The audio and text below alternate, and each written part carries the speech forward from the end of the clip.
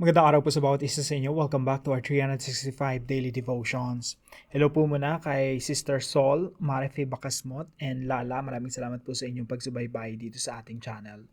Natutuloy po natin yung ating series patungkol po sa Loving God is Hating Sin. Kung totoo po na tayo nagmamahal sa Diyos, kung totoo yung pagmamahal natin sa Diyos, kaakibat po nito yung ating pagkamuhi, yung pagkagalit sa kasalanan. So, loving God is hating sin. Hindi mo pwedeng sabing mahal ko si Lord. At the same time, mahal na mahal ko rin yung kasalanan na ko. No? Yung kasalanan tsaka si Lord para bang pareho mong minamahal. You can only choose one. Either you love sin or you love God. You cannot love both. Ngayon pag-aaralan po natin ay magmumula po sa Habakkuk chapter 1 verse 12 to 13. Ito po yung mga reklamo ni Habakkuk. Nag-uusap po sila ni Lord patungkol sa mga responses ng Diyos sa kasamaan. Now, tingnan niyo po yung sinasabi ni Prophet Habakkuk. Lord, are you not from everlasting? My God, my Holy One, you're holy, Lord. You will never die. You, Lord, have appointed them to execute judgment. You, my rock, have ordained them to punish. Your eyes are too pure to look on evil. You cannot tolerate wrongdoing. Why then do you tolerate the treacherous? Why are you silent while the wicked swallow up those more righteous than themselves? So ito po si Prophet Habakkuk, nakikipag-usap siya, conversation with the Lord. Sinasabi niya, Lord, kayo'y banal. Alam ko, pinaparusahan niyo kami yung bayan ng Israel dahil sa kanilang kasamaan. Pero bakit, Lord, gagamitin mo yung isang bansa na mas masama pa sa amin, yung mga Babylonians? So sabi po rito sa Tagalog, sinabi ni Habakkuk, O Panginoon, kayo ay Diyos mula pa noon. Kaya aking Diyos, ang banal na Diyos na walang kamatayan. O Panginoon, ang bato na kanlungan. Pinili nyo ang mga taga-Babylonia para magparusa sa amin. So paparusahan nyo kami, pero ang gagamitin ninyo, Babylonia. Dahil banal kayo, hindi nyo matitiis na tingnan ang kasamaan at kaguluhan. Pero bakit nyo hinahayaan ang mga traidor na taga-Babylonia na gawin ito sa amin? Bakit nyo hinahayaang pagmalupitan ang mga taong hindi gaanong masama kung ihahambing sa kanila? So ang sinasabi ni Prophet Habakkuk, okay, Panginoon, sige, inaamin ko, makasalanan kaming bayan ng Israel. Pero bakit gagamitin nyo yung bansa na mas masama pa para parusahan kami? Hindi ba kayo yung Diyos na hindi nyo kayang itolerate yung evil? So ito po yung una nating katuruan ngayong umaga. God does not tolerate evil. Yung Diyos po, hindi niya tinotolerate yung evil. Pakatandaan natin ito mga kapatid. Lahat ng kasamaan na ginagawa natin, lahat ng kasalanan na ginagawa natin yon in the immediate presence of God. Ibig sabihin po, kailanman hindi naging absent ang Diyos na pwede tayong gumawa ng kasalanan na nakatalikod ng Diyos, na pwede tayong magawa ng kasalanan sa kadiliman na hindi nakikita ng Diyos. Lahat po ng ginagawa nating mali, lahat ng ginagawa nating kasalanan, yan po ay ginagawa natin sa harap mismo ng mukha ng Diyos na banal. Pero ang tanong, bakit hindi niya tayo pinaparusahan? Well, makikita nyo, samot-saring mga krimen ang nangyayari at kasamaan dito sa mundo. Pero bakit hindi pinaparusahan ng Diyos yung mga nagkakasala? Well, yung iba pinaparusahan dito sa mundo, no? Pero yung iba, yung parusa, nasa kabilang buhay pa. Pero ito po tandaan natin mga kapatid, walang kasalanan na hindi paparusahan ng Diyos. Walang kasalanan na makakalusot sa batas ng Diyos at sa hustisya ng Diyos. Lahat po mayroong kaparusahan. It's just a matter of time. Lahat po ng kasamaan, wawakasan ng Diyos at lahat ng mga makasalanan ay pupuksain ng Diyos. Merong just punishment for them. God does not tolerate evil. Hindi ibig sabihin na may mga kasamaan nangyayari sa mundo ay yung Diyos ay walang magawa at tinotolerate niya lang.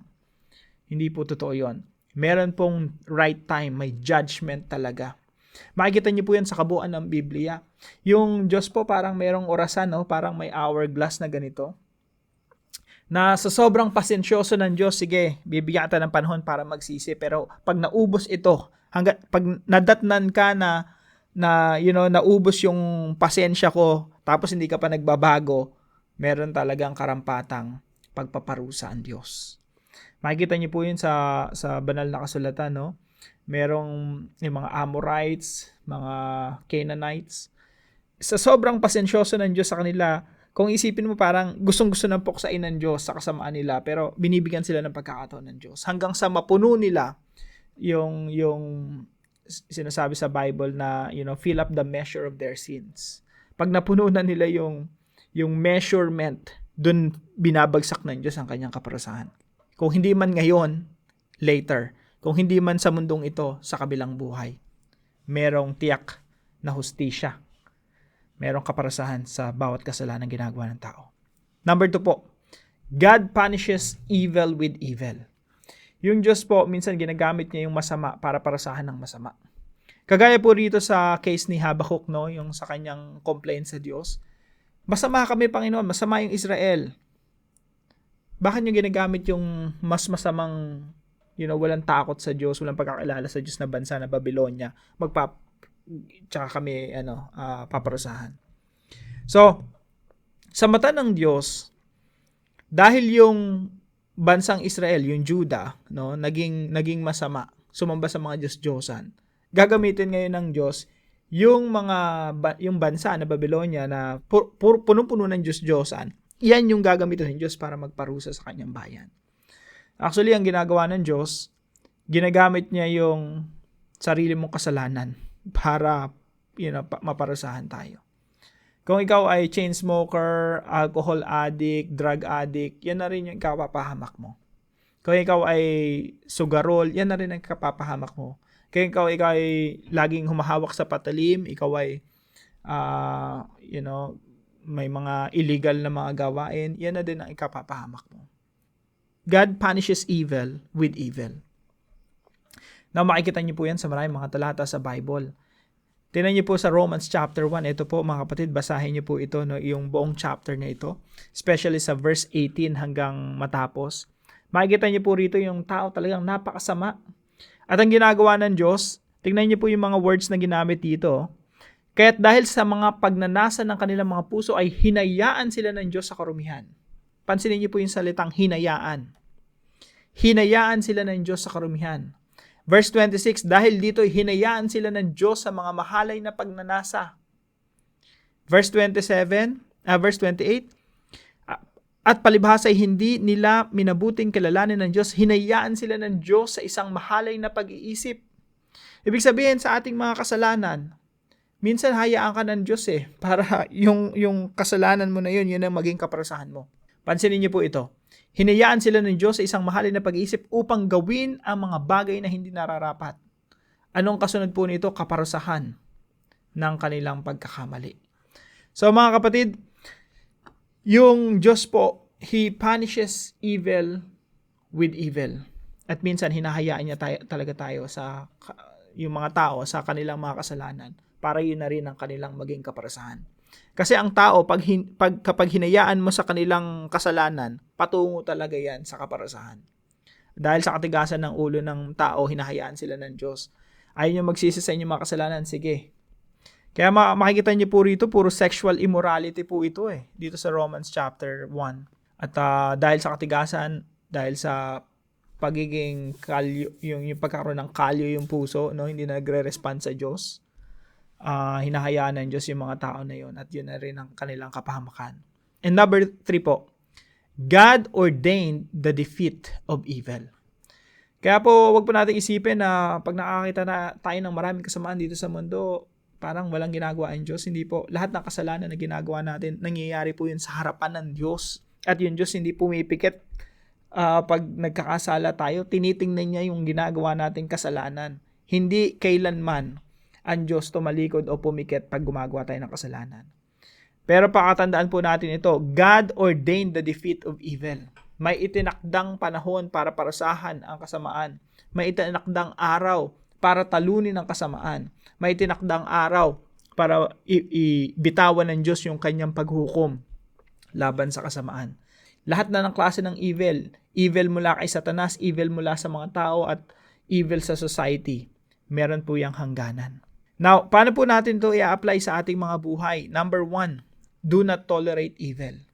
Meron ba tayong kasamaan sa ating mga sarili? May kasamaan ba sa ating pamilya? May kasamaan ba sa ating sa ating gobyerno, we don't tolerate evil. Nilalabanan natin yung kasamaan. Lalo-lalo na yung kasamaan sa ating mga puso. Yung puso natin, napakaano talaga nito eh. The heart is deceitful above all things, mapandaya. Kaya yung laban natin, dito mismo sa sarili natin, may gera eh. At salamat sa Diyos kasi sinugo niya yung Santong Espiritu upang manahan sa atin, upang mapagtagumpayan natin yung ating makasalanang laman. So do not tolerate evil. And number 2 po, do not abuse God's patience. Yung pasensya po ng Diyos, hindi po natin inaabuso yan. Again, para po siyang hourglass. Na pag yung isang tao na namumuhay sa kasalanan, sa sexual immorality, let's just imagine, no, merong hourglass yung Diyos. O sige, gusto mong mamuhay sa kasalanan, eto. Pag ito naubos itong orasan ko na ito, at nandyan ka pa rin sa kasalanan mo, kailangan mo ng parusahan. So just imagine, merong hourglass yung Panginoon. Merong filling up the measure of our sins na sinasabi sa Bible na pag napuno mo yan, meron ng judgment ang Diyos na nakaabang sa iyo. So do not abuse God's patience. Hindi porke hindi tayo pinapalo ng Diyos, hindi na tayo papaluin ng Diyos forever. Hindi porke para bang wala namang consequence yung kasalanan ko, sige tutuloy ko na nga to. Tutuloy ko nga to pakipag-sex sa boyfriend, girlfriend ko kahit kahit sabay kaming umaattend ng church, no? At nagpupuri sa Panginoon ng Sunday. Tutuloy ko na nga itong mga masama kong gawain. Hindi ko naman nararamdaman yung consequences eh.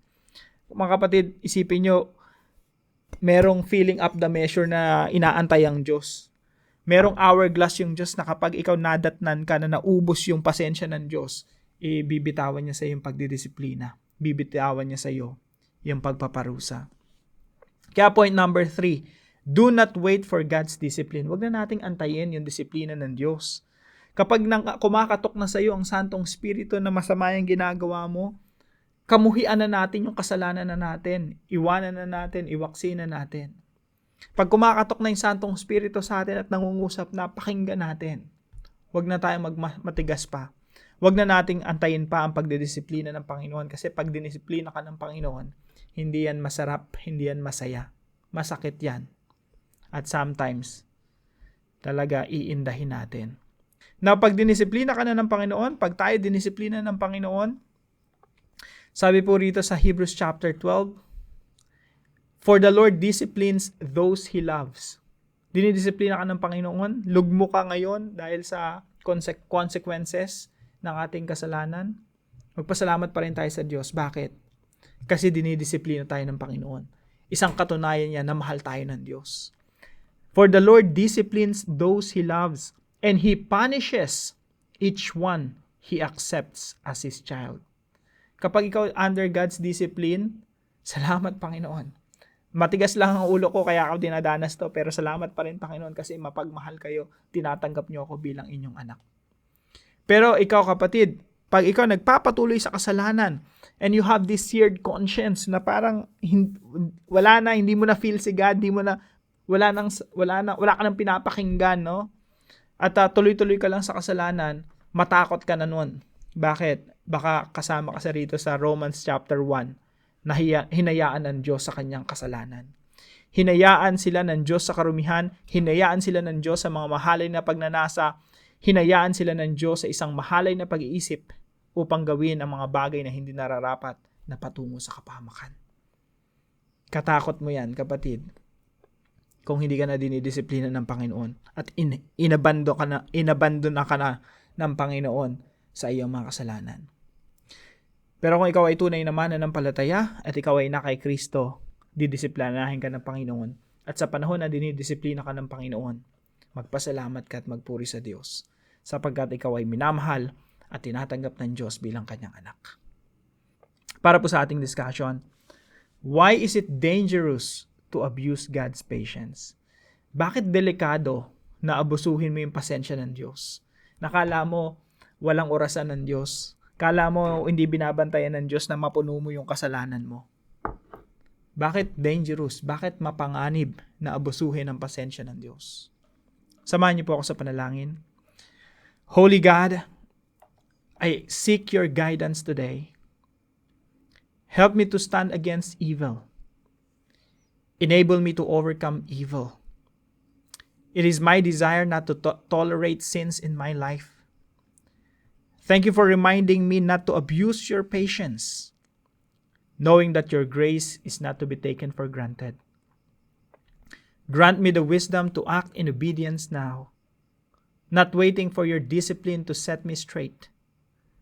May I live in a way that honors you, reflecting your holiness and love in all I do. Keep me faithful and obedient to your will. Enable me to hate my own sins. Help me, Lord. In Jesus' name, amen and amen. Salamat po sa katuwang natin sa devotion natin na ito, si Ma'am Marie Chris. Maraming salamat po sa inyo. Pagpalain po kayo ng ating Panginoon. At kung kayo po ay may natutunan sa devotion na ito, ipalam nyo lang po sa comment section right below this video. And please share this devotion to your family and friends. God bless you po. See you po tomorrow 5 a.m. dito sa ating Daily Devotion.